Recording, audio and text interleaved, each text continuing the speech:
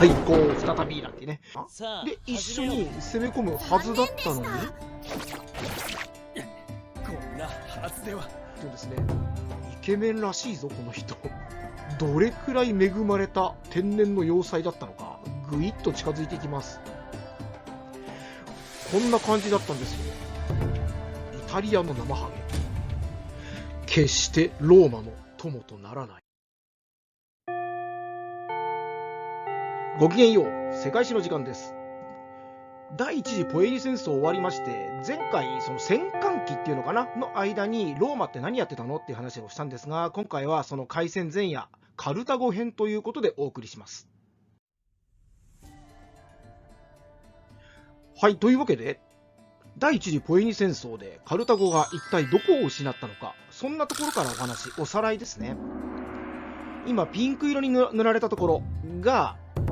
シチリア島、コルシカ島、そしてサルデーニャ島の3カ所なんだけれども、ここをローマに取られちゃったわけですね。喪失って言いましたけれども、でカルタゴはこの後戦後賠償とかしなければいけないのに、じゃあどうやって払うのよと、そこから話が始まるわけです。今回の主役はバルカ家、ハミルカル・バルカの一族ですね。第一次ポエニ戦争が終わる頃、シチリア島で孤軍奮闘、ローマと戦って負け知らずだったハミルカル・バルカで、彼らの一族がこれからイベリア半島ですね、当時はヒスパニアって言われていたけれども、そこに渡ってなんとか再起を図ろうというお話をこれからするわけなんだけれども、この人がハミルカル・バルカ。はい、こう再びなんてね、前回もこれ使ったんだけれども、以前カルタゴの特集組んだ時、動画で配信した時にも紹介したけれども、ヒスパニア、イベリア半島は鉱山資源が非常に豊かです。そこで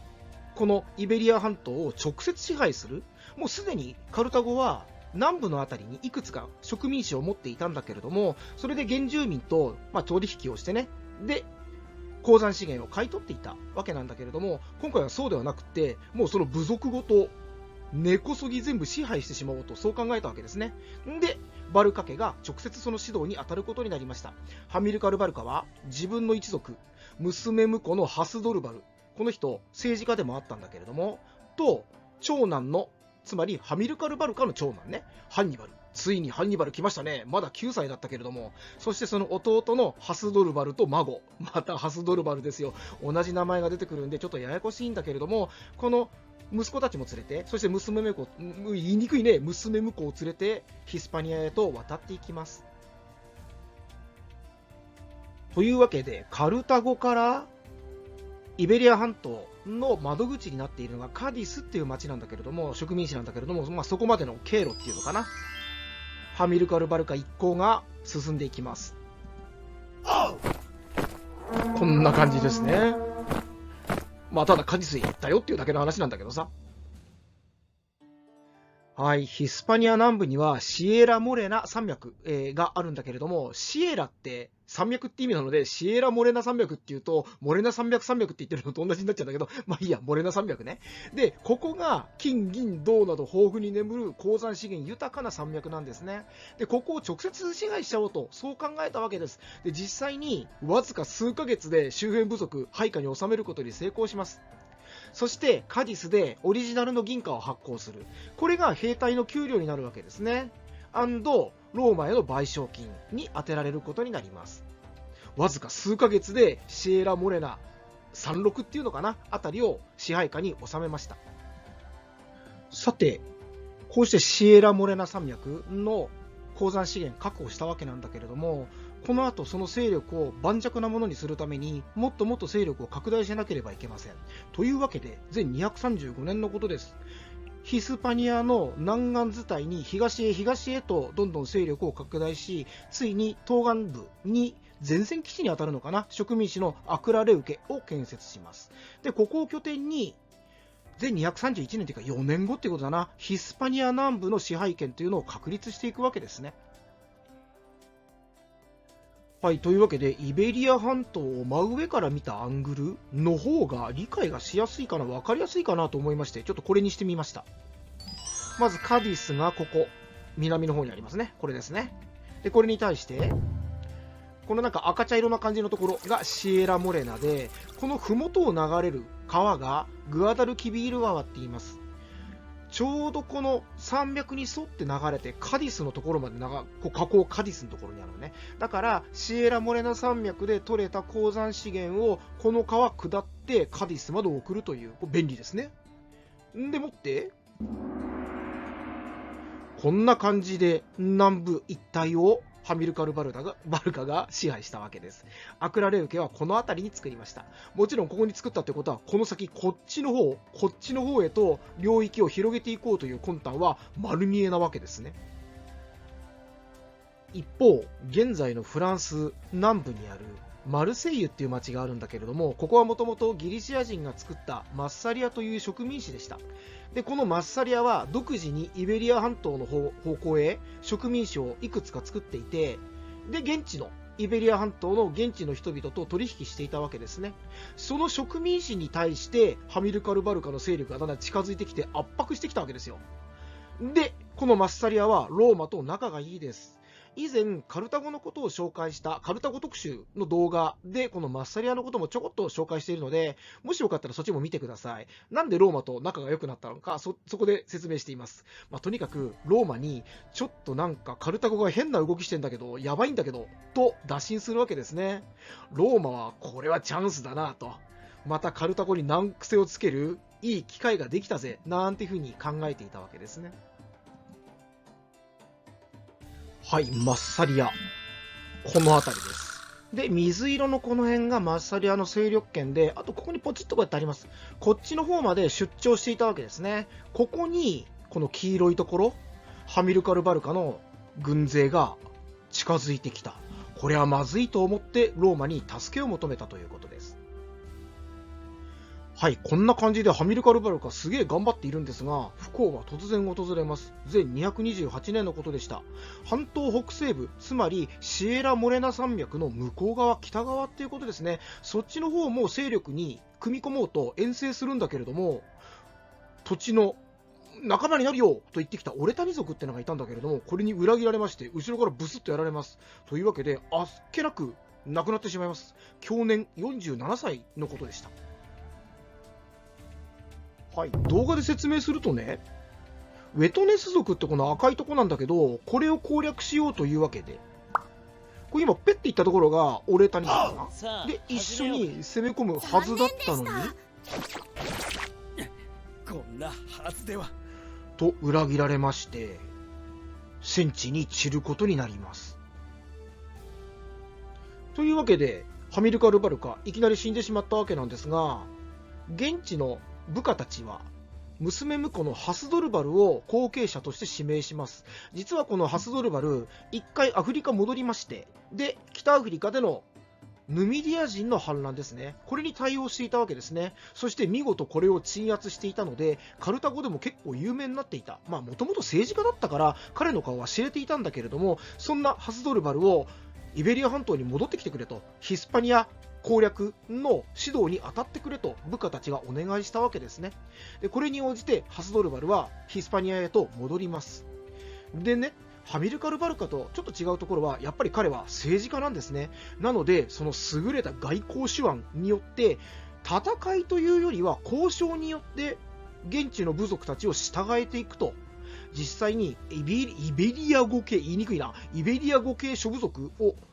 この外交手腕で服属させています。もちろん戦争もやっているけどね。オレタニ族なんかは実際に義理のお父さん裏切って殺してるからね。先祖200頭を持って踏み潰しております。この人が娘婿ハスドルバルです。ただこの人ね、美男子ハスドルバルってこっちこう書いたんだけれども、英語だとハスドルバル・ザ・フェアって言うんですね。イケメンらしいぞこの人。そうは見えないけど、まあいいや。イケメンです。ハスドルバルです。さっきね、イベリア語族なんていうことを言ったんだけれども、この紫色のところ、これがイベリア語族と呼ばれる人々で、イベリア半島には結構ね、ケルト語系、つまりこの間寄ったガリア人ですね。彼らと同じ系統の人々も移り住んでいる。ケルト人っていうのはヨーロッパに広く一帯っていうのかな、ヨーロッパ一帯に拡大していたので、その一派はこのイベリア半島にもやってきて定住していたわけですね。で、このケルト語族がやってくる前に、同じくインオ語系、インドヨーロッパ語族系なんだけれども、ウェトネス族なんかもそれですね。この赤いところ、この辺りは、ケルト語とは違うインオ語族が住んでいたらしい。で、ケルト語とはまた別のイベリア語族ってのはこの辺りに住んでいて、オレタニ族はこのイベリア語族の一部だったらしいな。今ちょろちょろ流れているのが、エブロ川と言います。で、これ後でまた話題になってくるっていうか、ちょっと重要な川なので一つ覚えておいてほしいです。で、これに対して、オレタニ族はね、戦争で踏み潰したわけだから、こんな感じで領土を広げていきました。はい。でね、新たな拠点を築いています。カルト・ハダシュト。もともとカルタ語の語源、カルト・ハダシュトだけれども、ローマの時代になってね、結局、カルタ語負けちゃうからさ、ローマに。で、ここも占領されちゃうんだけれども、ローマが占領された後は、カルタゴ・ノアっていう風に名前が変わります。現在はカルタヘナと呼ばれている都市なんだけれども、これ、ハスドルバルの時代に完成しています。もともとはカルト・ハダシュという天然の要塞ですね。実際に港としても良好だし、守るのにも非常に適した新たな拠点を築いています。さて、こうしてヒスパニアで順調に勢力を拡大するハスドルバル一行なわけなんですが、ローマもそろそろまずいかなと思い始める。ここは一つ釘打っとかないとね、と。そこでね、前226年のことなんだけれども、ハスドルバルに対して施設を派遣してきます。そこで約束を取り付けるわけです。さっき出てきたエブロ川ですね。これより北に軍隊連れてやってこないでねと。つまり、ローマとカルタゴの勢力圏をエブロ川にしましょうよという約束を取り付けるわけです。ハスドルバルとしても、まだローマと一戦交えるには時期尚早かなっていうところを思っていたみたい。ちゃんと盤石の構えができてからローマとやりたいっていうのがあったみたいだね。一方ローマは前226年といえば、ガリア人ですね。ガリア・キサルピナに住んでいるガリア人たちがついにローマへの侵攻を画策していた時期。ちょっと人数足りないからって言って、ガリア・トランサラピナ、つまりアルプス山脈の向こう側のガリアですね、からガエサタエ族って好戦的な部族を招き入れて、さあ行くぞと準備整えた時代。ローマとしてはカルタゴとやってガリアとやってこの二正面作戦は無理だと思ったみたいだね。というわけで、とりあえずハスドルバルとはここで勢力均衡っていうのかな、約束取り付けてこっち来ないでねっていうことをお願いしたわけですね。はい。今キラキラって言ったのがカルト・ハダシュトなんだけど、その前にエブロ川までハスドルバルが勢力拡大したのはここまでですよっていうことで一応領域黄色く示したんだけど、イベリア語族って本当はこのエブロ川のこっち側にまで広がっていたわけですよ。でもあえてここ入れなかった。というのはさっき紹介したようにローマとの間でエブロ川を境界線にしましょうね、お互いの勢力範囲の境界線にしましょうねって約束をしたわけなんだから、結局ハスドルバルの勢力圏はここまでっていうことで規定したわけです。一応なっていうことですね。それはそれとしてカルト・ハダシュですな。はい、ちょっと拡大してみましょう。どれくらい恵まれた天然の要塞だったのか、ぐいっと近づいていきます。ここちょっと分かりにくいんだけどね、ここがカルト・ハダシュと。これね、ポコッと丘みたいになってて、ここに要塞作って町作ったわけなんですね。で、今ここら辺全部町になってるんだけれども、以前2000数百年前は、2300年前はこんな感じだったんですよ。この辺干潟でびちゃびちゃで、ここまで湾が広がっていて、結局陸で繋がってるのここだけね。もう天然の要塞って感じするでしょ。港も素晴らしいよね、これね。もうこれ以上の要塞ないんじゃないの、街作るのにいいところって。なんていう立地条件だったんですね。はい、そんなイケメンハスドルバルですが、不幸は突然訪れます。前221年のことでした。なんと奴隷にズブッと刺されて殺されてしまうんですね。場所はカルト・ハダッシュです。去年49歳。親って思わない？ハミルカルが亡くなったの47歳だったんだけども、これ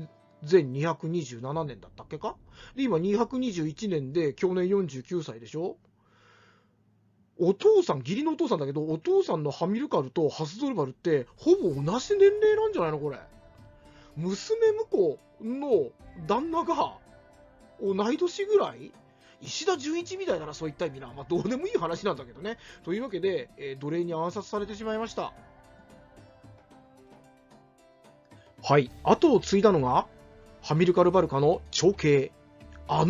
ンニバル・バルカです。ついに出ました。26歳の時でした。この人が、ハンニバル・バルカ。ついに真打ち登場って感じですな。はい、この人これからローマへと進軍して、ローマを滅亡一歩手前まで追い込む人なんだけれども、だから今でもイタリア人の間では、ハンニバルってものすごい悪い人として、崇められるって変な言い方だけど、恐れられているわけですね。だから、子供を悪いことした子供を叱るときに、そんなことばっかりやってると、ハンニバルがやってきて食べられちゃうよなんていう風に怒るそうです。まさに、イタリアの生ハゲ。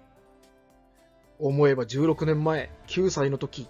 カルタゴを旅立つわけなんですが、その直前、父に連れられ、カルタゴの出身、バール・ハモンと言います、の前で、ローマへの復讐を誓わされます。決してローマの友とならない。幼きハンニバルはこれを心に誓い、いつか必ず復讐を遂げてやるのだと、その一心でこの16年頑張ってきたわけです。ずっと兵隊たちと共に戦いました。もう9歳の時から現場でもう実戦を習ってきたわけですね。もともと彼はその戦いに対する才能ってのがあったんでしょうね。天才だった。それが幼い時から英才教育を受け、磨きに磨きをかけてきたわけです。そんなハンニバルがローマの敵として立ちはだかるわけですね。実際26歳で指導者になるってのは若すぎるよ。ローマの話だけれども、当時元老院議員になるには40歳以上でかなりいろいろな経験、もちろん戦闘の経験ということだけど、積んだ人じゃないと元老院議員になれなかったんだって、一般的にはね。だから26歳なんて本当に鼻垂れ小僧だもん。それはカルタゴでも多分同じですね。司令官クラスになるって26歳はありえないですよ。でも彼は天才でした。生ハゲハンニバルはわずか1年でイベリア半島の内陸部へと勢力圏を大幅に拡大していきます。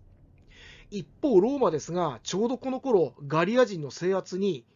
成功して、ほぼ終了していたっていうことですね。ハンニバルっていう若造がいるようだけど、かなり活躍しているようじゃないかと。これはしっかりと警戒しなければいけないな。というわけでヒスパニアへの本格的な干渉を始めることになります。はい、ハンニバルが勢力拡大したのは大体これくらいですね。結構広いでしょ。